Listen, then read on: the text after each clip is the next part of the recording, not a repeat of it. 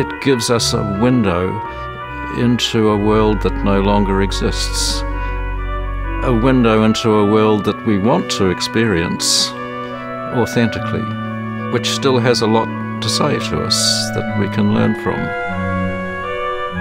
It makes us realize that the power of music is not dependent on technology.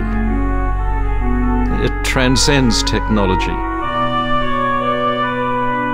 The organ was built in 1906, so it's an Edwardian organ. Very few organs really last in their original state, and this is one of them, which means that, when I play it now, it sounds as it did in 1906. And the music that composers thought up then, we can hear it as they heard it. And it's a sound that really envelops you. You really feel like you're inside the sound. It has the power and the sensitivity of a full symphony orchestra, and that is something that very few organs have. It expresses the full range of human emotions in a way that people, particularly who are not closely associated with the organ, respond to.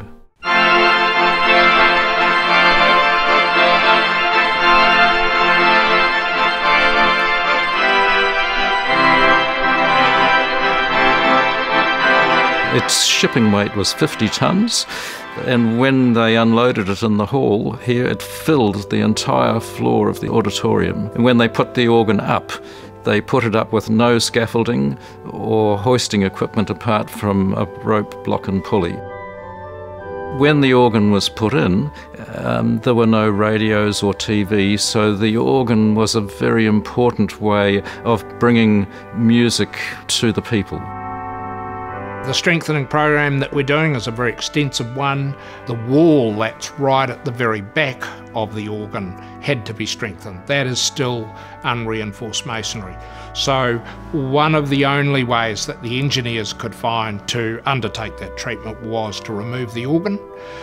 The engineers can go and do their thing, but at the same time it's an opportunity also for us to undertake some well overdue refurbishment of the organ, and the Lottery Grants Board have been very generous in giving us some money to allow that to happen at the time that we're doing the earthquake strengthening. The process of taking this organ apart, which it has 3,250 pipes from 32 foot down to very small pipes, will take about 5 weeks for a team of 8 men. We will be restoring parts of the organ that have never been taken out before. We're not changing any of the mechanisms because we want to maintain it in its original playing state. It's one of the few in the world that's left in that state of this organ type.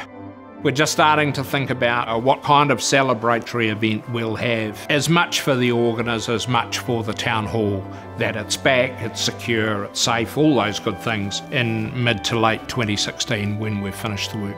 The organ has lasted over 100 years so far, and if you look elsewhere in the world, there are organs from the medieval period, from the 1400s, which still exists, and people are still playing. And I would like to say that this organ will still be playing in several hundred years to come. I think we just need to make people aware that here we have a treasure and it belongs to them and they should enjoy it.